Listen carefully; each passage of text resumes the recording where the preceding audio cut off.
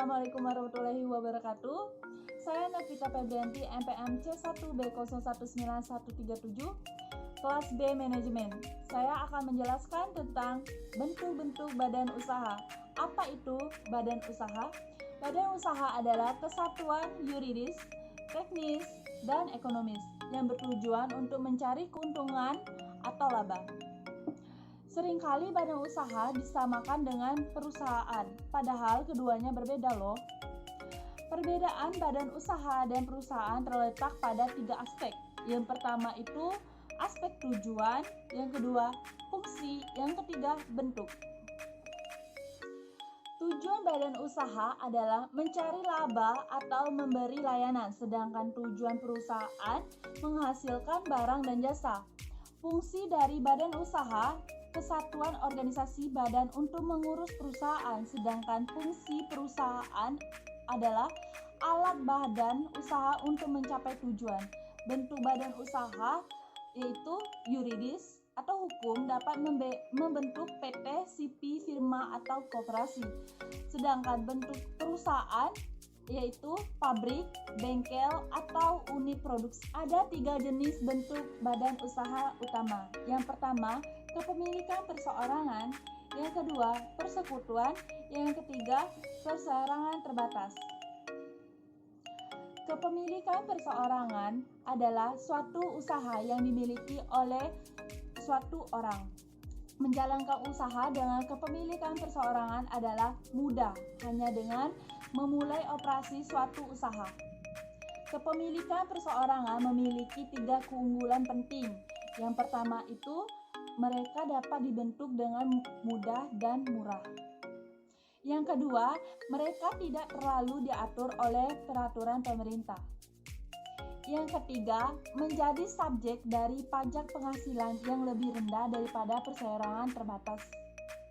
Namun, kepemilikan perseorangan juga memiliki 3 keterbatasan penting, yaitu yang pertama, pemilik perseorangan memiliki kewajiban pribadi yang tidak terbatas atas utang usaha yang dapat menimbulkan kerugian melebihi uang yang telah mereka investasikan di dalam perusahaan. Yang kedua, kepemilikan perseorangan sulit mendapatkan modal dalam jumlah besar. Dan yang ketiga itu, usia usaha yang terbentuk kepemilikannya perseorangan terbatas hanya pada usia orang yang mendirikannya.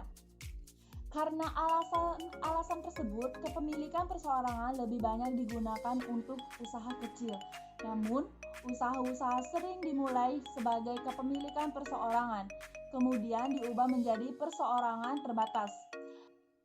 Ketika pertumbuhannya menyebabkan kelemahan, kepemilikan perseorangan menjadi lebih berat dibanding keunggulan.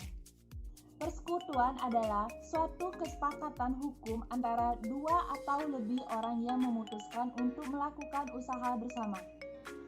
Persekutuan mirip dengan kepemilikan perseorangan di mana mereka dapat dibentuk dengan mudah dan murah, dan mereka tidak menjadi subjek pajak menghasilkan perseorangan terbatas.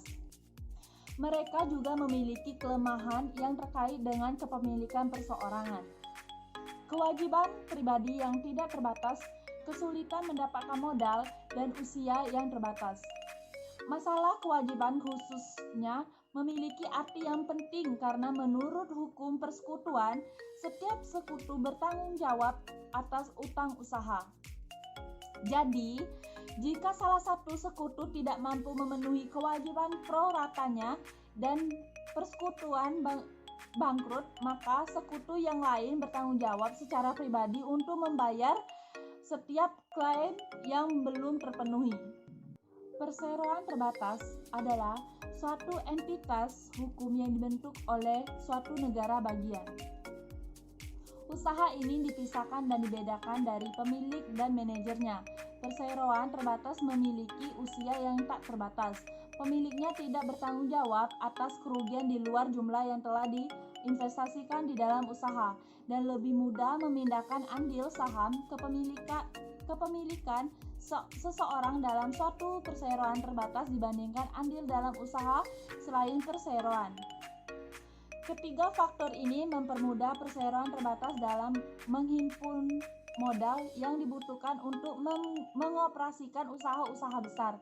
Jadi perusahaan yang mengalami pertumbuhan seperti Hewlett-Packard dan Microsoft umumnya memulai hidupnya dalam bentuk kepemilikan, perseorangan, dan persekutuan. Tetapi pada satu titik merasa berubah menjadi bentuk perseorangan terbatas akan lebih menguntungkan. Kelemahan terbesar perseorangan terbatas adalah pajak. Laba perseorangan terbatas umumnya menjadi subjek dari perpajakan ganda. Laba perseorangan terbatas dikenakan pajak pada tingkat perusahaan.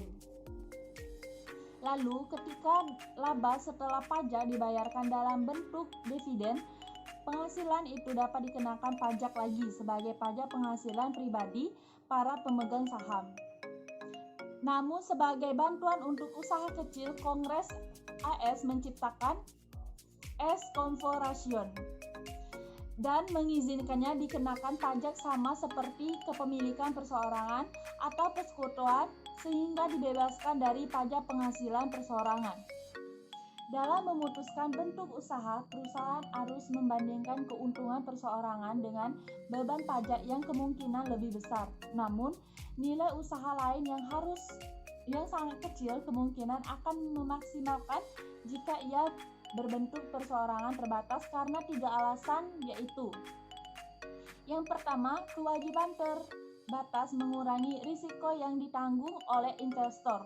Jika hal ini dianggap konstan, maka rendah risiko perusahaan makin tinggi nilainya. Yang kedua, nilai perusahaan tergantung pada peluangnya untuk tumbuh, di mana peluang ini bergantung pada kemampuannya untuk menarik modal, karena perseorangan terbatas dapat menarik modal lebih mudah daripada yang bukan usaha gabungan. Untuk ini akan lebih baik dalam mengambil keuntungan dari peluang pertumbuhan. Yang ketiga, nilai suatu aset juga bergantung pada likuiditas, yang artinya seberapa mudah aset itu dijual dan diubah menjadi kas pada nilai pasar yang wajar. Karena investasi pada saham perseorangan terbatas lebih mudah untuk dipindahkan ke investor lain daripada kepemilikan perseorangan atau persekutuan. Investasi perseorangan terbatas menjadi lebih liquid daripada investasi yang sama di suatu kepemilikan perseorangan atau persekutuan. Hal ini juga meningkatkan nilai suatu perseorangan terbatas. Itulah penjelasan dari saya tentang bentuk-bentuk badan usaha. Semoga bermanfaat bagi kita semua. Saya akhiri. Wassalamualaikum warahmatullahi wabarakatuh.